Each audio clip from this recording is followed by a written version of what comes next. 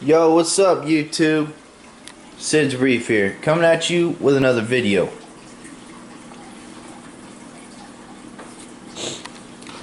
Hi you guys, I want to talk to you guys today about what kind of tank you should get as a beginner.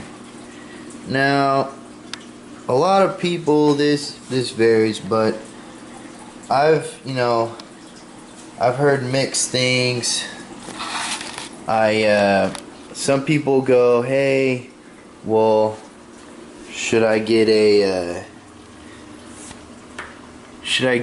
smaller tank or a big tank? Now, picking a tank is where you want to start out. That's pretty big. That's like the defining factor of how hard your maintenance is going to be and whatnot and everything else. I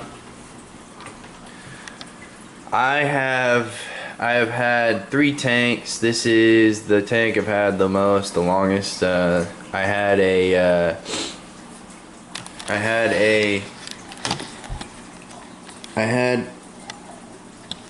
20 gallon, 10 gallon, and then I had this 100 gallon tank.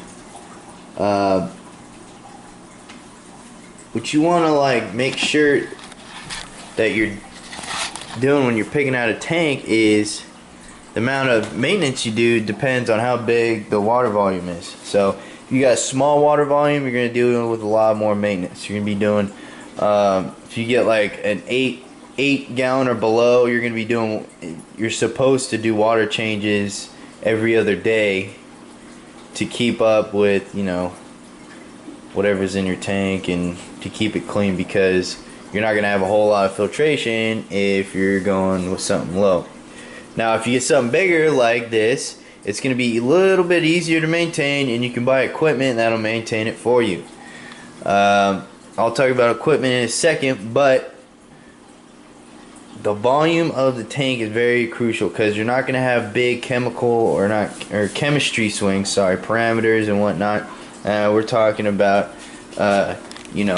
magnesium, calcium, and then this is alkalinity, and then phosphate. Okay, you're gonna have bigger swings or overnight swings that could crash your tank if you don't take care of a smaller tank. Whereas a big tank, it's almost a gradual thing, or it takes time almost. So, if I got a low phosphate and it starts to build up, I'm gonna notice it because I'm testing my tank. Whereas in a smaller tank, you have less water volume, it's gonna shoot up, and it could harm your fish or whatever, your corals or whatnot. pH and all that, everything, you gotta monitor everything when it comes to reef tanks and stuff. But yes, 100 gallons. So equipment wise, so I picked out 100 gallon. I didn't want to, if 30 gallons or over is pretty much, you have a good amount of water volume to just kind of play with and to test, and it's be cautious around it. So it's a little easier to maintain with more water volume. So I picked my 100 gallon tank, and if you're getting a custom tank like this one's completely custom by a company out here in California, and they actually do a awesome job. This is a Starfire low iron glass right here. As you can tell, it's super clear. It's got a Euro brace on it, and then it's got regular glass in the back. Let me see how it's like light blue right there, and then you come over here, you can't really see it because it's blacked out, but it's really dark glass in the back. That's just regular normal glass. If you kinda, I don't know, it's they put a paint on it to black it out to, I didn't want the backing to be, you can see through it. Pick this out, got a custom tank. Now if you are getting a fish tank and you don't know what to get, and you get a tank that doesn't have this thing right here, this little, it's right here, this is called an overflow box. Now this overflow box goes all the way down to the bottom. Okay. Now what this does, it pulls water out of the tank into the stand down here. It goes down to the bottom. Now, a lot of you guys out there that are reefing know exactly what the hell this is. But for you new people, an overflow box inside the tank is good, or not a hang on the back. Hang on the back ones are bad because it can flood out your place, your house or whatever. But this right here is inside. It's inside the tank, so it's built in, and it's acrylic. It's a black acrylic, and then it basically, you know, pulls water down into the sump. That's all it does. You could have one on externally instead of inside your tank like this, and I'm actually messing with a design right now, and I'm gonna make a nano tank, a custom nano tank with my signature logo on it, and I got a cool design going on with that. But we'll, you know, and that would have to take a sump on it, and then I'm actually designing an all-in-one system. But like I said, this is a built-in system. As it goes all the way down to the bottom, and it's, you know, you're not gonna be able to really see it, but I actually can. Yeah. So it goes all the way down. See, this right here is my overflow. So what you do when you buy your tank and you want to get a big one, I highly suggest getting a sump. Filter socks, protein skimmer, and then it goes in here. I'm actually in the process of getting rid of this sump because this one sucks. So don't buy an Aqueon sump because they suck. They just completely suck. There's just not enough room. I'm getting a trigger system next, and it's got a ton of room for me to mess with. So I got my refugium right here. I highly suggest getting a refugium if you're getting a new tank. So you got, basically, if you're gonna get a custom tank, I'd highly suggest getting an overflow box built in with a sump and a refugium. Alright, that's that type of tank. Now you got the all-in-one build. Red Sea has one, Innovative Marine has one. I heard that one's pretty much a little bit better than the Red Sea, but, well, that's from what I've heard at least. But I think it's kind of cool just to order your own custom tank and actually do everything from scratch. Like this whole entire system, except for the glass, the company built the glass and the whole system. I plumbed this thing out my whole self. I did this whole thing by myself. No one to help me. So as you can see down here, now what this is basically it's got a, like, the pipe goes all the way down and it comes up. And if you can see, it comes back down a little bit, and there's an insert. Basically the water will flow in through here and then go down. That's just to keep it really quiet. I don't want any, if I just put a pipe just like there and then let just water fall in, it would just be super loud and it would just be annoying. So I didn't want to do that, so I made it super quiet. That's ultra quiet system.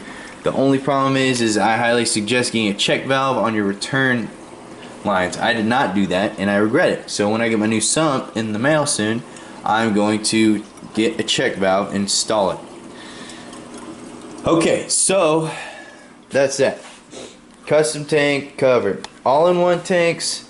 I've never dabbled into the all-in-one systems. I kind of want to get. I wanted to get a Nuvo 10, but I didn't. So. But I'm loving this tank. This tank, you know, as soon as this thing, all this grows out, because this is all kind of fragged out right now, it'll be sweet looking. But yes, 90 gallons. It's a 90 gallon display with like 20 gallons on there. So really, it's like 110 actual volume. Okay, equipment. Let's talk about equipment. Lighting. Okay. So, I have a problem here. That's the reason why this all looks like this is because I can't hang anything from my ceiling. I live in an apartment, so they'll probably kill me if I drilled fucking holes or put something in the ceiling. And it's like the walls here are paper thin, so I got hardwood floors though, but whatever. So lighting's very important. I went all out and I bought two XR30 Pros. They're pretty damn expensive, so it was around 800 bucks a light just for one of these. 800 bucks. And then I had a 20-gallon tank that I had set up, and it was like my frag tank, and then I had a T5 on it, which was this thing. And I took that tank down. It was like growing mad. It was an algae pit, so I took it down, and then I have this, so I threw that on there. I was reading up online, T5 hybrid with LEDs is like the way to go, so I kind of threw this on there. It's kind of blocking a corner of each light, but whatever, it's not affecting the tank that well. The T5s are well giving a backlit, and I think this Nemini loves the T5, so yeah, lighting's very crucial. Make sure you pick a good lighting company. I know there's a ton of good lights out there. I'm an LED kind of guy. T5s break through the water better and bounce off the substrate, depending on what kind of substrate you have, of course. But T5s break through the water a little bit better as opposed to LED. LED has they did a test where they put a sensor on the bottom of the substrate and had LEDs versus T5s, and they found that T5s are a little bit better than LEDs. Thing about LEDs though, it's going to give you an awesome color spectrum and a moonlight setting, which is what I got going on this. Equipment. Alright, cool. So we covered lighting. You're going to need power heads. Okay. So my tank has a ass ton of flow in it. A lot of people don't like that in their tanks. They like less flow, but they like enough to have their stuff, be flowing around. See, I got these guys are moving around a little bit. They're doing good actually. That toadstool, that leather, and then these guys flow around pretty easy. I mean, I've seen other tanks where they're just getting wet, and then he's kind of bubbling around. I got my frog spawn right there. That's doing pretty good. This guy's doing pretty good. You can basically tell how fast your flow is, basically seeing how well they whip around, or not whip, but like get tossed around a little bit. Like these guys are doing pretty good. You don't want them to be moving too much. Not enough to damage them, just enough to grab stuff whenever it's in the water. But equipment wise, I got this power head right here. He's pretty good. It's a Italian company. I forgot what it's called, but Italian power head. And then I got one over here too. And then to top it off, they give pretty good flow in my tank, but not as much as I want. So I got this max spec gyre. This thing right here will fucking toss water out of your tank, so you have to be careful. This thing will shoot water out of my tank. Like I've had water fly over the edge of this because this thing got cranked up, because I didn't think it was gonna be up that powerful, and I cranked it up, and holy moly, that thing started stirring up my water like crazy.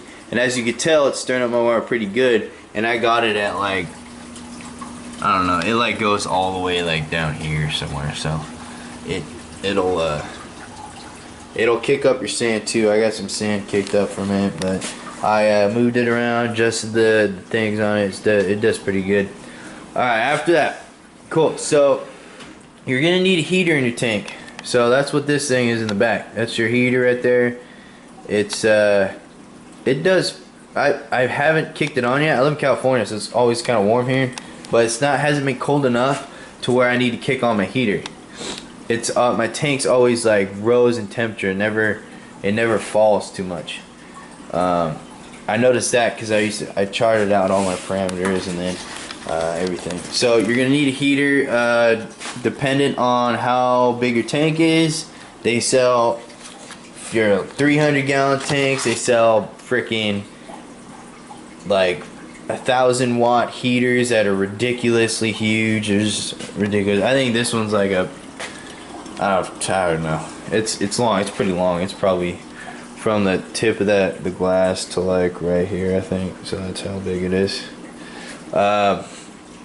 So I got that. Now, if it gets pretty hot where you're at, you're gonna need a chiller. That was my problem. I was always constantly had a fan on this thing, and never. I was never, you know, trying to figure out how to bring down the temperature. And then a guy at the local fish store was like, "Hey, did you go buy a chiller?" I was like, "All right, cool. I'll go buy a chiller, whatever," thinking that it wasn't gonna be that much. That's my chiller right there. Okay. And that thing is freaking expensive. It's like $700. But yes, that'll chill your water down. That'll chill all your water down and basically I keep it between one temperature. So down here I got an Apex Fusion. This is another piece of equipment. If you have a large tank, you are gonna need one of these. They help you out so much. So my pH is 8.09. It's a little high. Should be down to 8.1 or 8.01 to 8.05. I gotta reduce it down a little bit. And then temperature, it tells you everything. It tells me temperature, salinity, pH, tells me everything. It'll notify me on my cell phone. It'll text message me and email me, tell me, hey, your pH is too high. Hey, your temperature's too high. Hey, there was a power outage. Your shit's fucking. If there's power outage, I'm kind of fucked because I don't have a check valve on my return line. It'll flood out my apartment. But Apex, really good piece of equipment to have. They're lifesavers. It makes reefing so much easier. But yes, this right here is a $700 system, so be careful which one you buy. And that's what it all connects to right there. That's all that. So temperature control, heater, and chiller. So my temperature will always be good. pH, temperature checker is on there. And protein skimmer. Okay, so Bubble Magus makes a really good protein skimmer. That's what I have. They make a pretty good one. I got the C5.5. They make a really good protein skimmer. I heard Reef Octopus has a bomb protein skimmer. I haven't messed with them. Another thing, if you have a pretty big tank, you're going to need a reactor. I got a dual reactor over here by BRS, Bulk Resupply. It's awesome. I'm running carbon GFO. This thing is it works like a dream. It'll clear up your water super mess. So I definitely get that. Now at first when you're starting out a tank, you might have a problem with cloudiness in your water. That's where this guy comes in. This is my Imperial UV sterilizer. This thing's huge, and water will flow through it. I got a pump that'll flow water through it. I kind of zip tied it up there because I was like, fuck, I have nowhere to put this thing. So I put this in. Within 72 hours, my tank was crystal clear. The water was amazing, and it's supposed to prevent allergy outbreaks. Supposed to, you know, kill the bad bacteria that's in the water, which helps out a lot. I got 2 ballasts over here for the lights. They need to have 2 ballasts, and then I have to run tubes in here because this thing takes 2 tubes, and then this thing takes 2 tubes. So, you know, it's a little messy right now. Wait till I get my new sump. This thing will be cleared out. It'll be good. Let's see if you can see him. I don't know if you can see him, but I got my Neptune probes in there. So these are the probes. They check. You can't see them. They're down there. They check my temperature, pH, and all that. Bubble Magus makes a good one. Reef Octopus makes a good one. I've heard good things. If you have a nanotake, Toonsy makes a pretty good nano skimmer. I got a Hang-On Refugium, and I threw it on my sump, and I had to put this thing down here to like separate, so reduce the air bubbles from going into my return. That's my return right there. It's a Danner. But yeah, CPR Refugium. These things suck ass. Don't get one. Just save yourself the money. Okay, so you got that, and then the dander pump. Dander pump, your return pumps. Alright, so talking about pumps here. There's a couple pumps. It's all by what you know and by discretion, okay? A dander pump will last you for fucking 20 years, okay? They will last you forever. It's a tank when it comes to pumps. There's the SICE, I call it SICE or CICE or CC or whatever the hell it's called, SICCE. It's an Italian pump. It is awesome. You can adjust the flow and all that. It's a really powerful pump and it'll last you a long time. Cobalt makes a pretty good one. There's smaller ones, but they make pretty good high flow. I use that to mainly stir all my stuff with. But yeah, that's pretty much all the equipment I have on my tank. My tank looks crystal clear. The water quality is awesome. You can't beat it. So I have a problem with micro bubbles, and I'm trying to figure that out soon. I'm trying to get it all fixed, but I think when I switch over to my sump, I'm gonna fix it all up. Tank will be running a lot better once I get that new sump in there. So, but yeah, that is my overview on equipment. You know, like I said, be careful with what you buy, man. If you're cycling your tank, when you first get your tank, you're gonna have to buy live rock. Go ahead and get the live rock, figure out how much you need. Like this has 75 pounds of live rock, and it depends. So if it's 100 gallons, 75 is pretty good. That's a lot, but live rock will have a lot of filtration for you. Yeah, that's about it.